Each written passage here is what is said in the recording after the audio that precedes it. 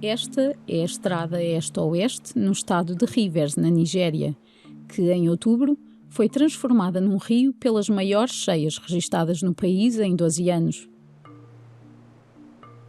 Morreram pelo menos 600 pessoas. É também aqui que é produzido grande parte do gás que consumimos em Portugal.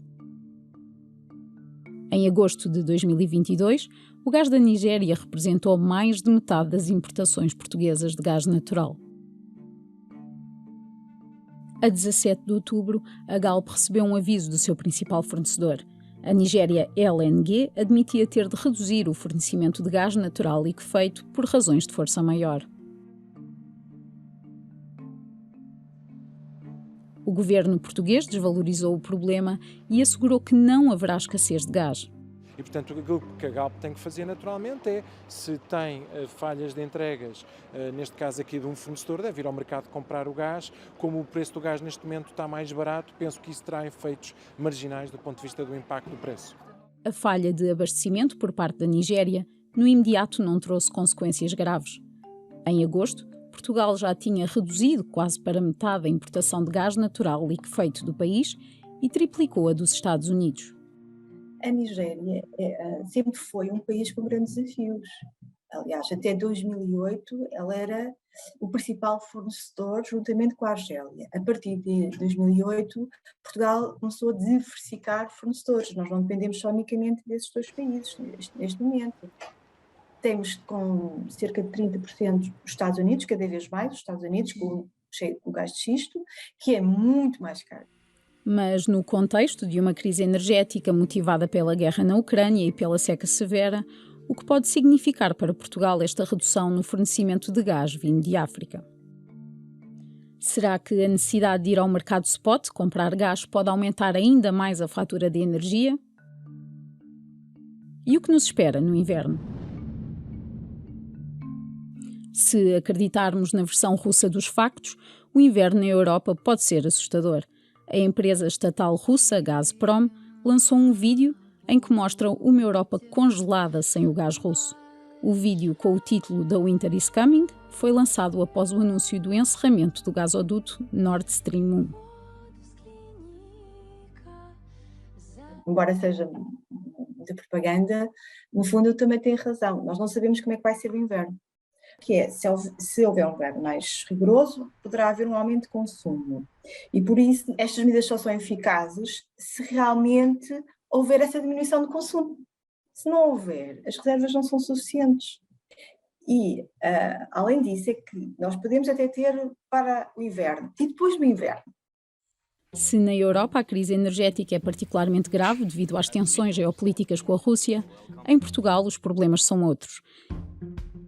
Esta linha mostra a evolução na produção de energia elétrica a partir de fontes renováveis em Portugal. E esta mostra a evolução da produção de energia elétrica em termos absolutos. De 2018 para cá, a produção de renováveis foi aumentando. Mas em 2022, tudo mudou. Até outubro, o país tinha produzido menos 23,3% a partir de fontes renováveis do que no ano anterior. O que terá levado a esta redução na produção de energia em Portugal? A 20 de novembro de 2021, acabou a produção de eletricidade na central termoelétrica do Pego. Inicialmente, o país ia atingir essa meta apenas em 2030. O objetivo do encerramento? Apostar mais nas energias renováveis. É por isso um marco histórico este momento em que Portugal passou a ser um dos 4 primeiros países da União Europeia onde a sua eletricidade deixou de ser produzida totalmente a partir do carvão. Mas 2022 trouxe vários problemas que iriam mexer com a produção de eletricidade. Será que Portugal devia ter mantido as suas centrais como plano B? Isso foi um erro.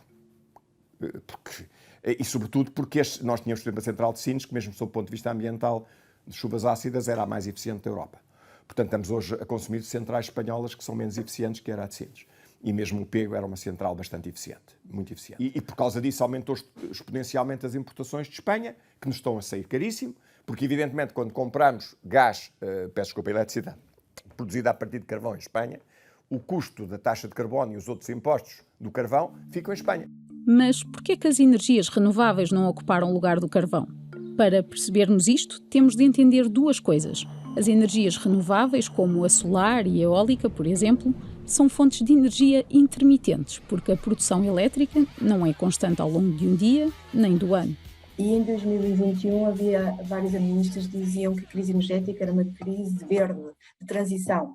De facto, nós não estávamos preparados para a transição. Porque se a eólica e a fotovoltaica resolvessem um problema, nós com as quantidades que já temos instalados, nem precisávamos. Problema do gás, isso não é comigo. Problema do preço do petróleo, não é comigo. O último plano estratégico de energia que fizemos é de 1983. Esse foi o último planeamento. Depois o que houve foi arremedos, modas, oportunismos, correções, embandeiramentos em arcos, foguetórios. E há ainda o problema da armazenagem de eletricidade. Isto é uma questão tecnológica básica. A eletricidade não se armazena diretamente. É um fluxo eletrónico, basicamente, para sermos simplistas. E, portanto, para conseguir armazenar, tem que ser indiretamente ou através de barragens de bombagem, de turbinagem, que está a ver o circuito que tem, a volta que tem que dar. Nós não tivemos capacidade de reter essa produção, em termos de baterias, ou sustentar a produção de energias elétricas, energias renováveis. Nós vamos ter que sempre, em caso de haver uma falha dessas energias, ter ou gás, ou carvão, ou energia nuclear, para substituir para a produção de energia. Chegamos, assim, a uma tempestade perfeita. Ao fim do carvão, juntou-se um declínio na produção de energia hídrica. O inverno trouxe menos água do que o habitual e houve barragens a parar por falta de água. A energia hídrica foi ultrapassada pelo gás natural na produção de energia elétrica. E gostámos muito das energias verdes. E não sabemos que, perante um inverno rigoroso e um aumento de consumo, as energias verdes não eram suficientes, porque o consumo aumentava.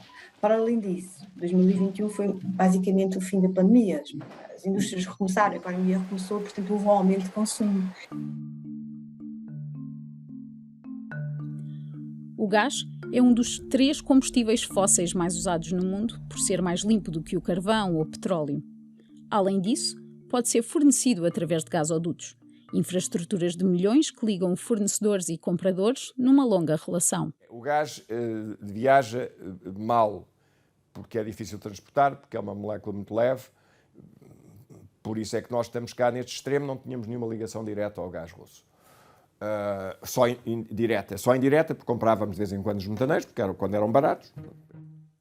Já o gás natural liquefeito, ou gás no estado líquido, permite outra flexibilidade, já que pode ser transportado através dos tais metaneiros, a partir de qualquer lugar.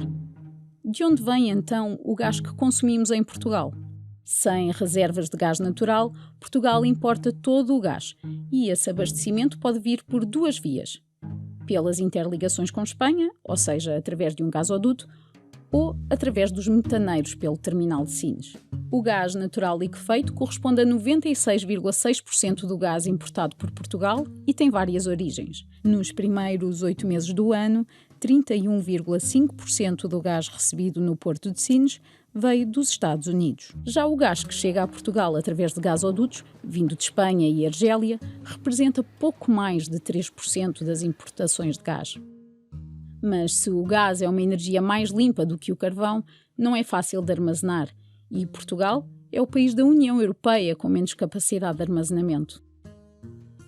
O gás importado é encaminhado para redes de distribuição ou pontos de armazenamento.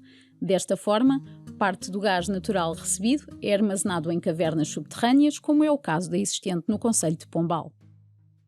Esta reserva de gás assegura um abastecimento constante, mesmo em caso de redução do aprovisionamento.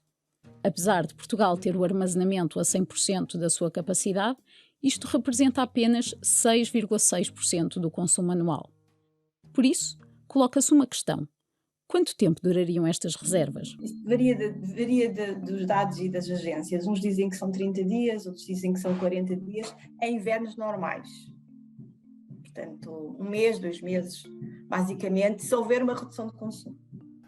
Eu diria que se as armazenagens estão acima dos 90%, não 100% julgo que é um bocadinho exagero, mas pronto, acima dos 90%, que estamos relativamente confortáveis para termos tempo de reagir sem dramas excessivos. A dependência europeia do gás russo e o medo de cortes no fornecimento levou a um retrocesso na transição energética. Alguns países recorreram à abertura de centrais a carvão para a produção de eletricidade. Contudo, em Portugal, o primeiro-ministro garante que, apesar da crise energética, as centrais não vão ser reativadas. Além da poupança e da compra conjunta de gás por parte da Europa, há outras soluções que estão a ser projetadas. Uma delas inclui Portugal. Há anos que era debatido o projeto do gasoduto Midcat, que passaria pelos Pirineus, mas França sempre rejeitou a hipótese. Agora, esse projeto foi posto de parte e deu lugar ao corredor de energia verde, que ligará a Península Ibérica e França à rede energética da União Europeia. O projeto deve concluir futuras interligações de gás renovável entre Portugal e Espanha, através de Celurico da Beira e Zamora, e incluirá um gasoduto marítimo que ligará Barcelona e Marselha. No que diz respeito à eletricidade, deverão ser acelerados os esforços para finalizar a nova ligação elétrica através do Golfo da Biscaia. Como engenheiro sou muito pragmático. O que eu quero é uma nova interligação que funcione e que esteja instalada. Ligações no papel, estou farto. Porque essas no papel não passa gás. Apesar do anúncio deste corredor, de concreto, pouco se sabe em relação a custos ou prazos. A data que existe neste momento, mas que não foi anunciada ainda politicamente, é 2027. Está a ver, estamos em 2022, ainda faltam 5 anos. O estado do projeto também não é conhecido. E os especialistas têm dúvidas sobre a adaptação das tubagens do gasoduto para o transporte de hidrogênio.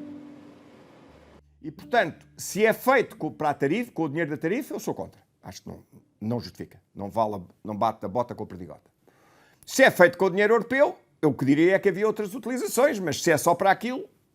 Agora, a pergunta que eu faço é, se é mesmo para hidrogênio, então tem que ter características completamente diferentes e provavelmente já não custa os 300 milhões, custa bastante mais. Se vai tudo pagar à tarifa, cá estamos nós todos para pagar.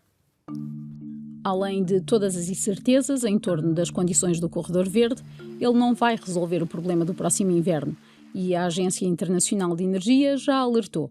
A almofada garantida pelos atuais níveis de reserva de gás e as temperaturas amenas não devem levar a conclusões demasiado otimistas.